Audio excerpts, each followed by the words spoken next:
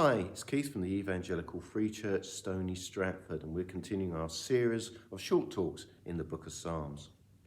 And today we come to Psalm 121, and if you have a Bible open, you might notice it says that it's a song of ascents. What is a song of ascents?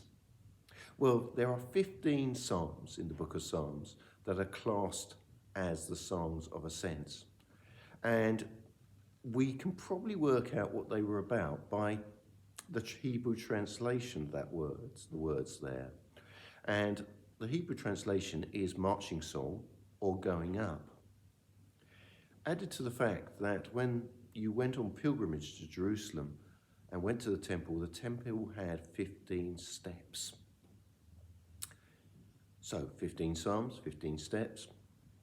It's likely these were psalms that were sung about pilgrimage.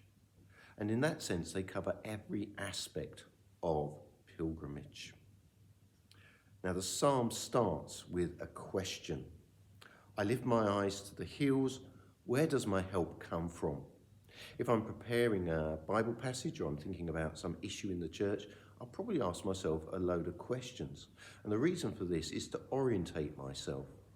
Supposing I'm preparing a passage from the Gospels where Jesus is teaching.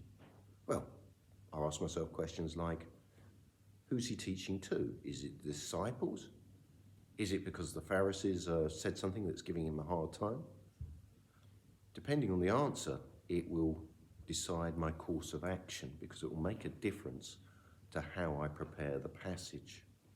Well, the psalmist gives himself an answer, verse 2. My help comes from the Lord, the maker of heaven and earth. In a sense, it's a rhetorical question. He knows the answer.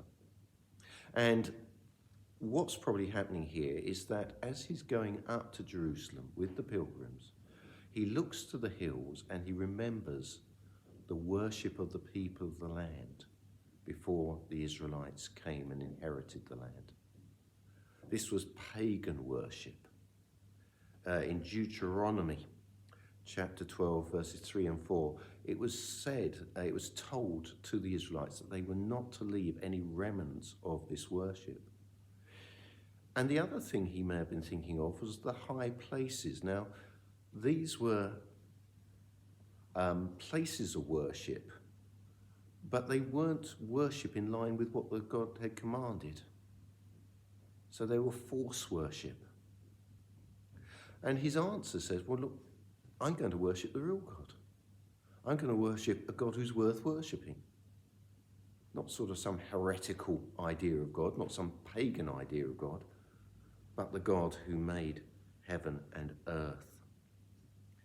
That's where my help comes from, and that's why I go to worship him.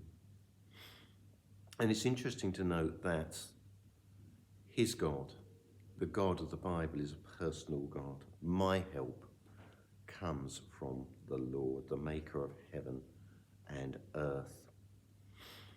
It's a personal relationship, isn't it?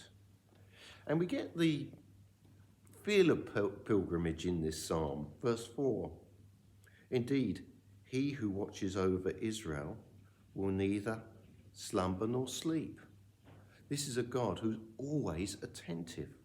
He's so attentive that if we go back a verse 3, he will not let your foot slip.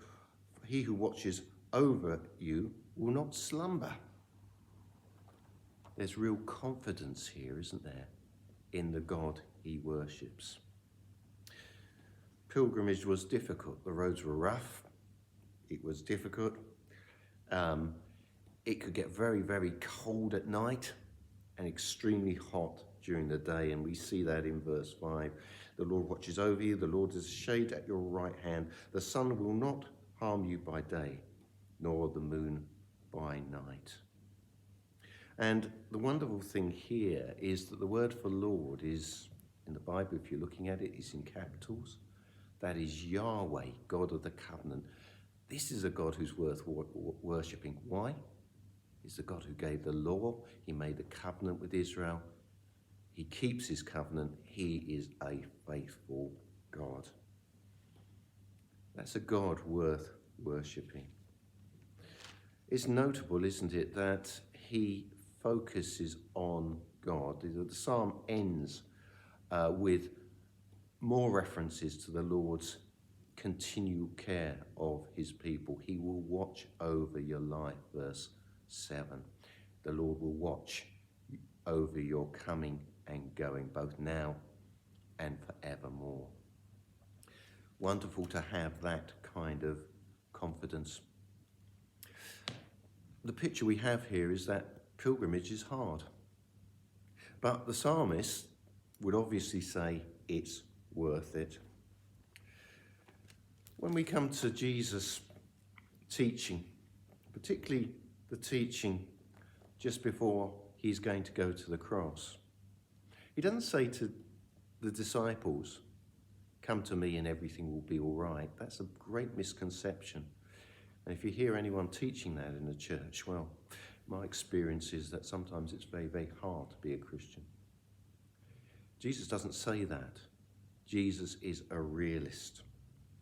He says to his disciples when they're troubled in that upper room, before he's going to go to the cross, and this is from John 16, verse 33, "I have told you these things so that in me you will have peace.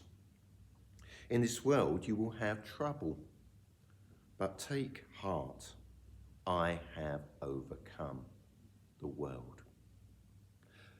We got some books which are based on the Songs of Ascent, free on the railings at the front of the church, or you can email me and I'll send you a copy. You're very welcome to take one and read more of these marvellous psalms. We'll be looking at them a bit more over the next few weeks. But thank you for listening.